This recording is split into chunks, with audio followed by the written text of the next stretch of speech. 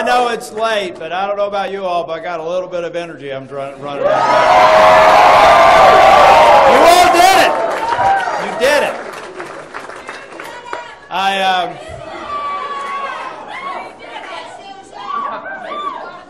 Well, you all, I get to maybe take a break off, but you know, on the campaign trail, you have to introduce yourself and ask for the vote. Now I get to change it a little bit because my name is Thom Tillis, and I'm the next United States Senator from the state.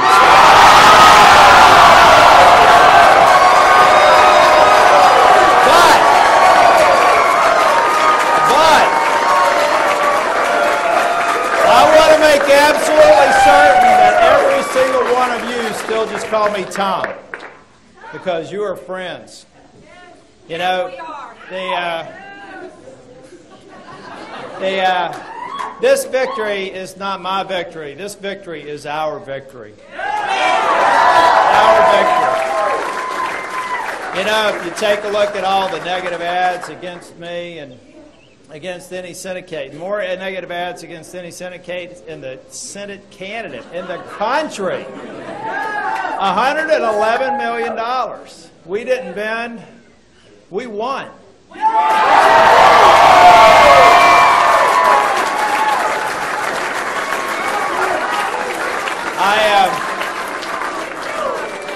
I tell you what, though, I'm sure y'all been watching the ads, but there was something very, very important that also had to happen tonight. And we have swept this nation with a compelling Senate bill.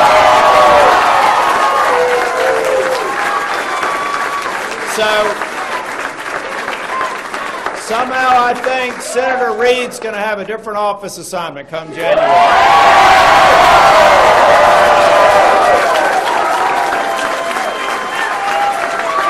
So, you know, I think at the end of the day, I think the reason they spent all that money is that they looked at North Carolina. They knew what we had here. We had hundreds and hundreds of volunteers, absolutely committed, calling, knocking on doors, doing what we had to do to win. Y'all refused to lose, and that's why I'm standing here before you.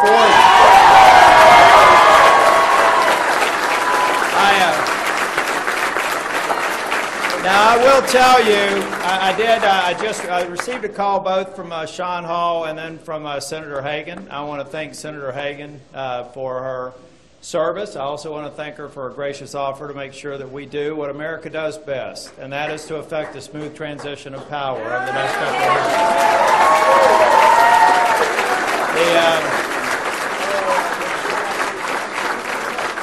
You know, I tell you, taking that phone call, it's very difficult. You know, the challenges of campaigning are very difficult, and I really appreciate Senator Hagan's statesmanship manner in which she proceeded with doing what we have to do. Recognize this isn't about me. It's not about Senator Hagan. We just occupy these seats, but this is your seat. And this is a seat that I'm going to take to Washington and make sure I never forget where I came from. Now, I had somebody ask me, actually I had some family members ask me, how on earth was I so calm? You know, with all these attacks and things, they said, you seem to get more annoyed when the Panthers lose than all these attacks. And I've been annoyed a lot, but it's been mainly the Panthers, not this, because I knew that we were right. I knew that you all and North Carolinians want elected officials that are going to go to Washington and get something done, fulfill their promises. And you all know that we're going to continue the tradition that we've done here in North Carolina. We're going to go there and expect more out of our leaders, and we're going to fulfill our promises, and we're going to make this country great again.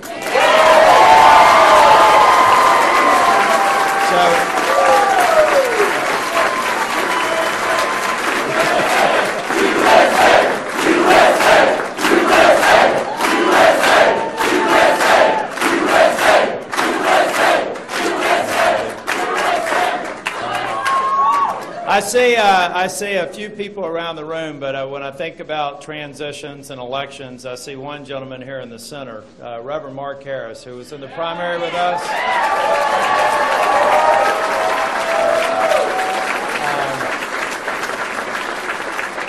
I'm not really sure. I also want to thank Heather Grant. She traveled all over the state, her and her husband Michael helping us. But, you know, we overcame a lot of adversity.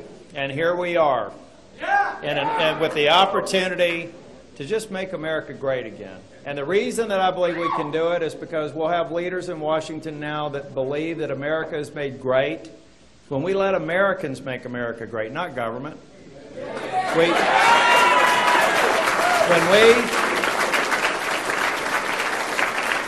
When we stop accepting this idea that people want to be provided for by government, the problem with that is the only way government can provide you with something is to take it away from someone else. There's only one thing government can give you that doesn't come at the expense of anyone else, and that's freedom. And we need to free the American people up to make America great again. We need to free the American people up to make it an economic superpower, a military superpower, and an energy superpower. These are the things that we're going to go to Washington and do. Now,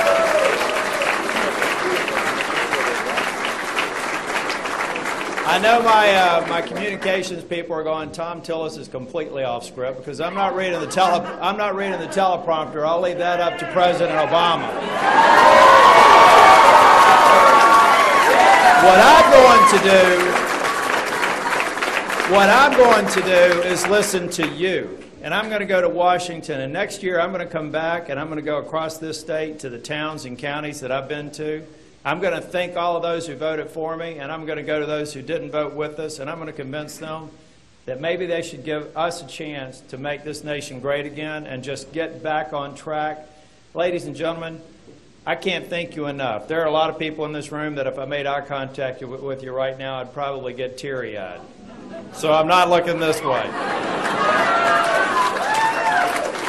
But what I do have to do is I have to thank my wife, Susan.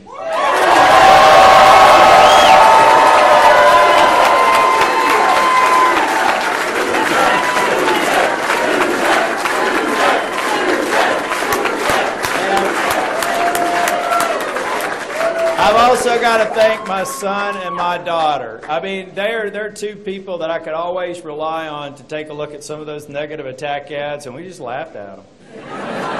We did. Lindsay and Ryan. Now, I also have to tell y'all, I've got two brothers and two of my sisters here. I have one sister who wasn't able to make it, and it was wonderful having them volunteer this week. But I also have the most special mother who's here, my mom, Margie Tillis.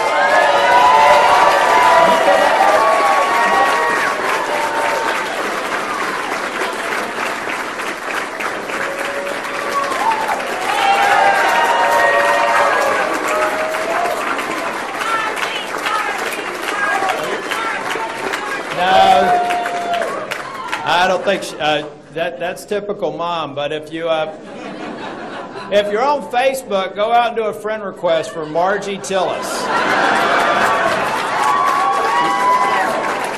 You will not be disappointed because my mama has been taking care of this family forever, and she's been taking care of her son during this Senate race. But ladies and gentlemen, I want to tell you all, you're an extension of our family. There's a lot of people in here that have been a part of this campaign. They've been a part of my campaign since I ran for town commissioner. There are people that worked hard in the difficulty of a primary, and we came back together. And there were people today, I went around the polls, and you could just see that they were so emotionally invested in it, wondering, boy, were we going to pull this off. Well, we pulled it off because of you.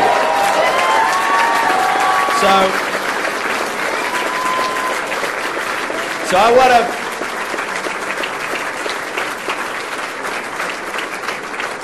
From the bottom of my heart, I want to tell you how much Susan and I, my entire family, appreciate what you've done.